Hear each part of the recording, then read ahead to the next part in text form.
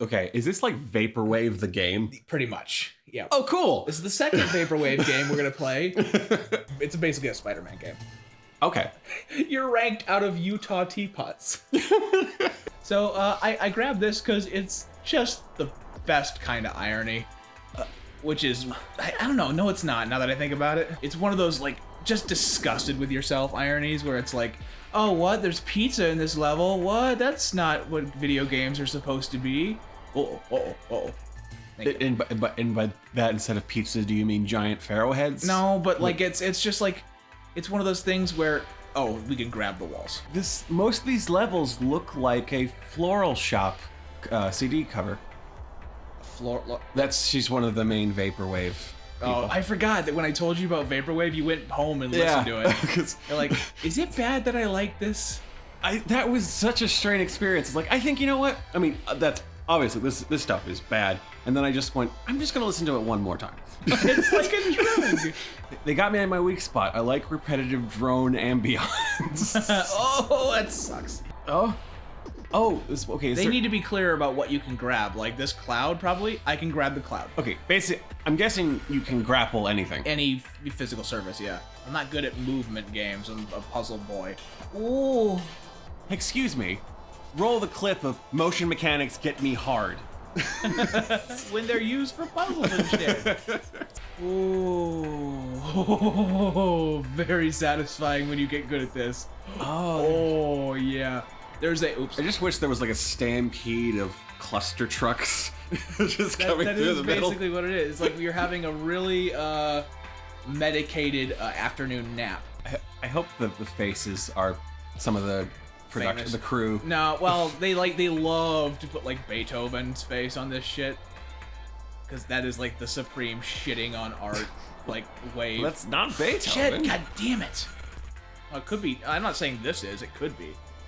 Okay, so who is it? Tell me, Johnny. That's for the game theorists. God, I have to finish the story though. There's a very. I'm sorry. It's not that it's not a good story. Don't get your hopes up. There's a comic, webcomic I used to watch that isn't around anymore. But one of their very first comics was a very short 2-panel strip called Spider-Man in Kansas. The joke. You know exactly where it's going, right? Yeah. He can't do anything. There's no tall buildings. You're gonna ask if I played a certain Spider-Man game, and I know I have. I can't think of which one it is. Fuck. What's it called? Because okay, there was two. I think there were two that came out for the GameCube, and I played both of them. The earlier one had this drastic mistake, where there was only one city level. Oh, that's not okay. Yeah, and they later turned it into like Grand Theft Auto open world-ish kind of thing. But in this GameCube one, you only were in the city once, essentially. Oh, Jesus Christ! And you couldn't touch the ground. So if you touched the ground, you died. But most Spider-Man games, they let you walk on the ground. Total stupid. I don't think that's mine, because the one I did was also for the GameCube, and I think that was the later one, where they figured, guys, everyone likes the city, let's just have that be home based and you just go to levels. Yeah, Game Maker's Toolkit. Whoa, fuck this noise. There's the pizza. Swing on the pizza. Oh. That looks like a prop pizza that you would dig through in Double Dare. Oh, it really is like a comically large nose. I kind of like this game a lot. This is the game where you fall asleep. This is like Snaky Bus. You fall asleep and then you have dreams that you're playing this game. I played that kind game, the puzzle game where you're the instruments. Oh yeah. And I tweeted the girl. I said, this is my first tweet. I think about your game when I sleep. And she goes, thanks. I think that's a compliment. Yeah, it's like Tetris Effect. If you met a stranger and they said, I think about your blank when I sleep, what is the least creepy thing that can fill the blank? Sense of humor when I sleep. Okay. Oh, yeah. Boom. Oh, we are. Oh, there we go. Fucking. Okay. Johnny. No, I like it. It's fine. It's fine. You got this. I get the pizza. Okay. Careful or you're not going to get You're not a hero. pizza. Just go. There you go. Here we go. We get. I'm never gonna stop giggling at that. We get rated out of Utah teapots. For those of you at home, the Utah teapot was one of the earliest things that people were trying to create 3D models of, and they chose it because it's a simple, identifiable shape, but it's still has certain reflective complexities. It casts shadows on itself is the big deal.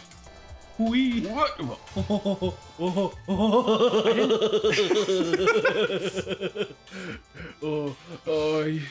Oh, hi, hello, Maui heads. You guys are very important to culture, but hey, we got floating pizza.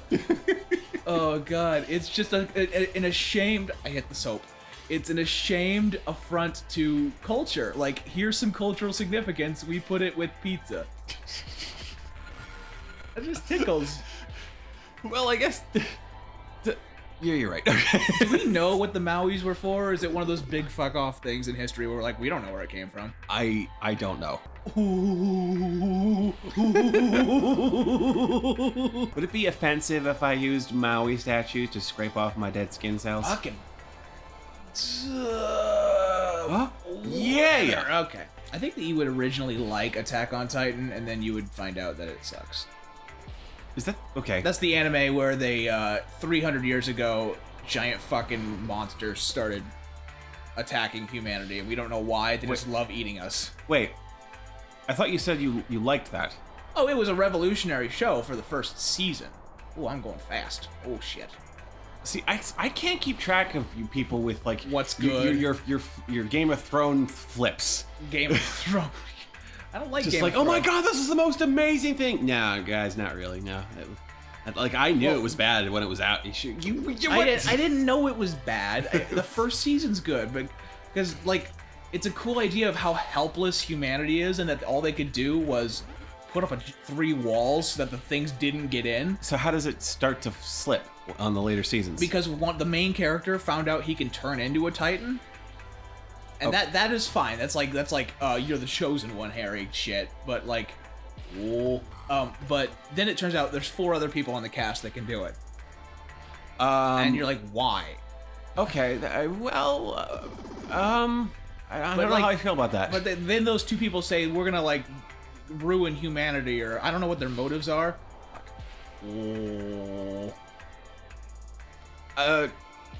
Well, okay, if anyone wants to completely disagree with John, I would gladly like to read this in the comments, because it's a really cool idea, and I love the devastation of the fact that we are slowly being picked off, living in almost a literal birdcage. Okay, I'm still up to watch it. You do it on your own time, but like, oh no. Stop it with your apparently. You were one of the people saying it was very, very good. The first season was good. Don't make me a hipster. It's one of those, we have a lot of characters, but just so we can kill them. And yeah. Oh. That's an issue, but that's a deal breaker for some people. Because I had my favorite, Petra, and then she slams into a tree. They have this Spider-Man gear. It's called like omnidirectional something. And using relevant to what we're doing. Yeah, thank you. Yeah, and using the power of air canisters and very, very sharp knives. Okay, yeah, I remember seeing some of those clips of that is like the token shot. Okay. That makes people like, whoa, this is fucking dope. I want to shoot. And she has an accident? I want to kill. Well, no, she's an extraordinary side character. But you can have your favorite characters, and there's a shit ton of characters in season 1. But a lot of them die because they really want to do the George R.R. Martin thing where anybody can die. Isn't that crazy? Is it a sufficient I guess aesthetic defense to like, why do you keep killing all the characters? To now say, because people die all the time in real life. Is that? I'm always well. So, I don't know how I feel about that anymore. So originally, I do like the idea that anybody can die. That's why Green Room is one of my favorite horror movies. Because they're clumsy and make bad mistakes. But if you're going to have too many characters for no other reason than to kill them, that's when you have issues. Oh, okay. But what's worse, and I think that a lot of people learn this, is that there's a subcategory of that, which is I think what happened to Game of Thrones, is that people were changing everybody's characterization because they wanted to keep viewers on their toes. No, just show us like what the characters will do, and that we don't have to be blown away by everything at the expense of a character. Don't do something. Ow! Don't do something that is not true to the character just for shocking us. That's why people on Survivor didn't like. The people that watch don't like it when they want to blindside the viewer for no reason. Tell us how we got here. Again, if anybody would like to disagree and talk about how John is an asshole and dumb and wrong, please. I used to like that everybody could die, but then it became weaponized. Okay. Yeah. Yeah. So this character, I just liked her because she was blonde and cute. Then it turns out. 1 second. Then in one throwaway scene, she takes a wrong turn on her omnidirectional gear, and her body flies straight into a very large tree. Okay. And it's very sudden, and it's supposed to make you go, "Whoa, people can die!" Like, I don't know if it's similar, but a similar issue with Josh Whedon happened, where he was again one of these television writers became a little infamous because you would think, "Oh yeah, this character is on the credits, therefore they will not die."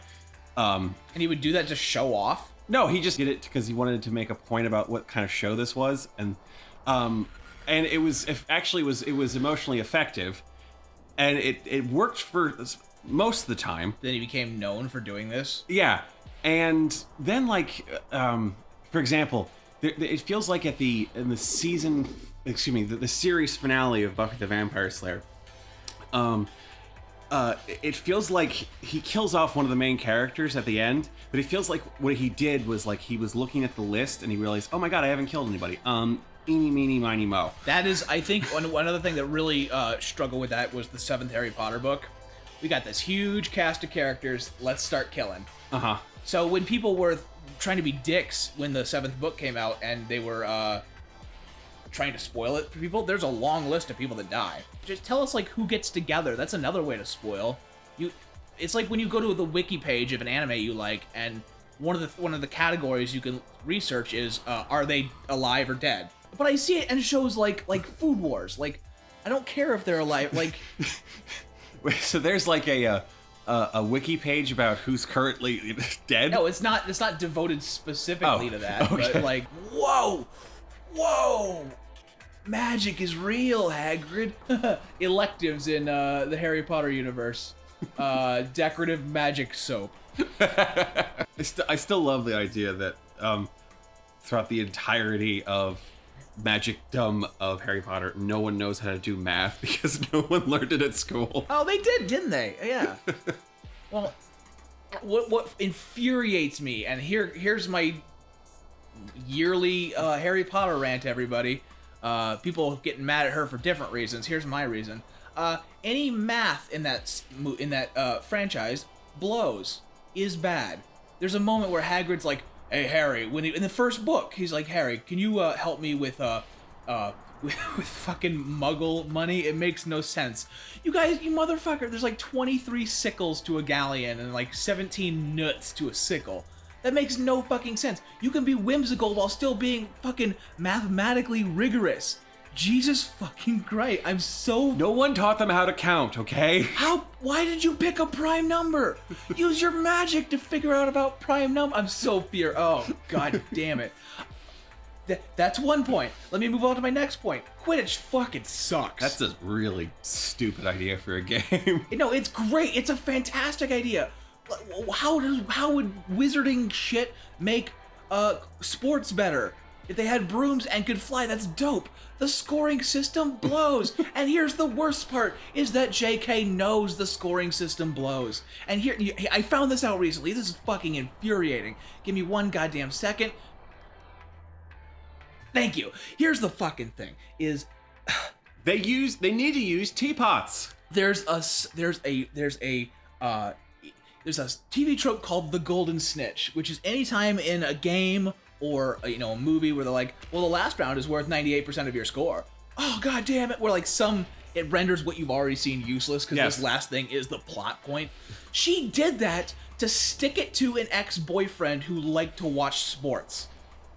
But he brought up the fact that doesn't make sense as a game, and she, just to stick it to him, made a fucking bad game. I'm furious.